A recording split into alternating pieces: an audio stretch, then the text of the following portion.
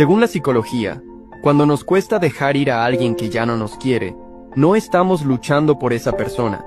Estamos luchando por la versión de ellos que creamos en nuestra mente. Esa persona se convirtió en el ancla de un futuro que imaginamos. Las risas, los planes, la seguridad. Dejarla ir no solo significa aceptar su ausencia, sino también renunciar a todo ese futuro que construimos en nuestra imaginación. Es un duelo, no por quien se fue, sino por quien esperábamos que fuera, y por la versión de nosotros mismos que existía a su lado. Buscamos refugio en los recuerdos porque son lo único que nos queda de esa promesa. Es como intentar revivir una flor marchita regándola con nostalgia, esperando que vuelva a ser lo que era. Aceptar la realidad es entender que el personaje que amabas ya no vive en la persona real. En los comentarios dime, ¿te ha costado más soltar la idea de alguien que a la persona en sí?